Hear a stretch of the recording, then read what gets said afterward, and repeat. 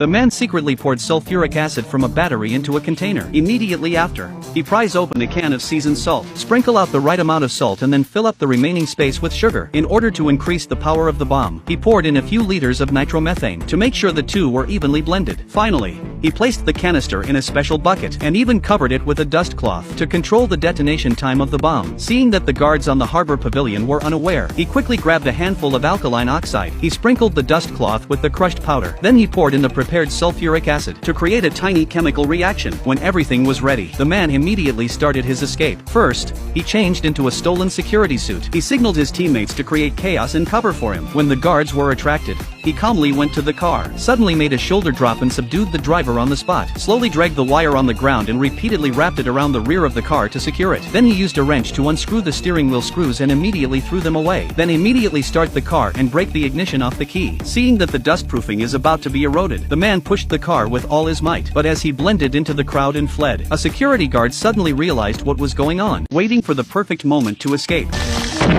With a violent explosion, the whole prison was thrown into chaos. Seeing the other accomplices launching a counterattack, Jesse rushed to push the car and blend in with the prison guards. When the guards stopped the car, Jesse saw the opportunity to grab a cargo truck. He hit the gas and broke through the first line of defense. The steering wheel was loose. The guards can't stop him. The wire mesh behind him is like a chasm, preventing the guards from catching up. While Jesse drove to the intended location to meet his teammates, he quickly broke through the prison fence and left in style. No matter how much the guards shoot, it's futile. But after his escape, Jesse soon arrived at a bar, but he wanted to have a few drinks to relax. But he was confronted by robbers. But in the face of the gun, Jesse was very calm. He calmly pulled out a can of gunpowder from his pocket and showed the robbers how to explode it in the air. The crowd was dumbfounded, but the loud noise also revealed Jesse's whereabouts. The police immediately mobilized a large number of officers to arrest him. In order to buy more time to escape, Jesse immediately disguised as an electrician. With the cover of his accomplices, he managed to open the steel door of the signal light on the roadside. Then he used a piece of special tinfoil to change the blinking frequency on the controller to create chaos. But when he stole a sports car and fled the city, the police suddenly came in full pursuit. A fierce battle of life and death is inevitable. And the next thing that happened.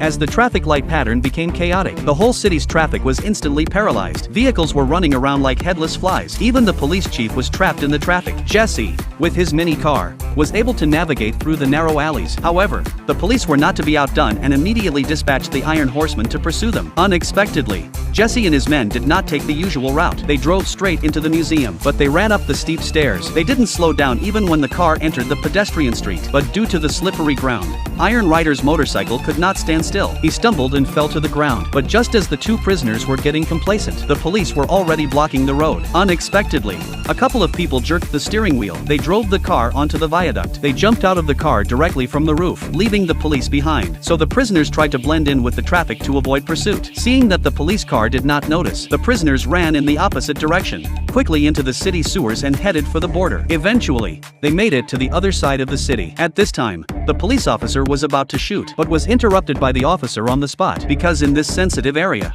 firing would cause unnecessary war. But in the face of Jesse's provocation, the officer could only curse angrily and watched the prisoners leave in style.